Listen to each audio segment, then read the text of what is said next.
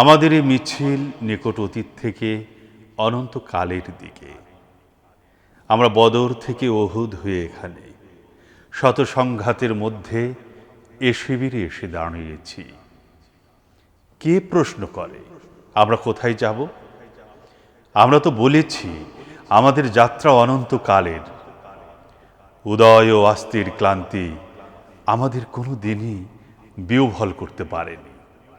আমাদের দেহ ক্ষত বিক্ষত, আমাদের রক্তে সবুজ হয়ে উঠেছিল মুতার প্রান্তর। পৃথিবীতে যত গোলাপ ফুল ফোটে তার লাল বর্ণ আমাদের রক্ত, তার সুগন্ধ আমাদের নিঃশ্বাস বায়ু। আমাদের হাতে একটি মাত্র গ্রন্থ আল কোরআন। এই পবিত্র গ্রন্থ কোনো দিন, কোনো অবস্থায়, কোনো তৌহিদবাদীকে থামতে দেয়নি। আমরা কি করে থামি? আমাদের গন্তব্য তো এক সোনার তরুণের দিকে, যা এই ভূপৃষ্ঠে নেই।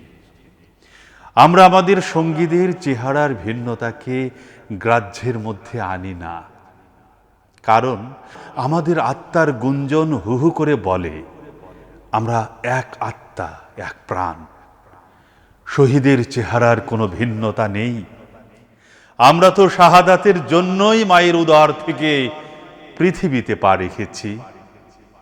কেউ পাথরে, কেউ তাঁবুর ছায়ায়, কেউ মরুভূমির উষ্ণ বালু, কিংবা সবুজ কোনো ঘাসের দেশে।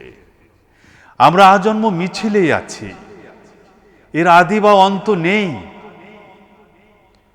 1500 বছর ধরে সভ্যতার উত্থান পতনে আমাদের পদশব্দ একটুও থামেনি।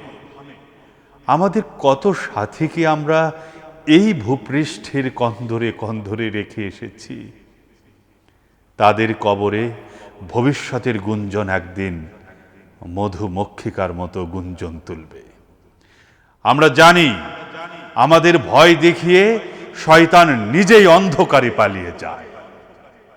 আমাদের মুখায়বে আগামী উষার উদয়কালের নরম আলোর ঝলকানি। আমাদের মিছিল ভয় ও ধ্বংসের মধ্যে বিশ্রাম নেয়নি, নেবে না। আমাদের পতাকায় কালেমা তাইয়্যিবা। আমাদের এই বাণী কাউকে কোনো দিন থামতে দেয়নি, আমরাও থামব না।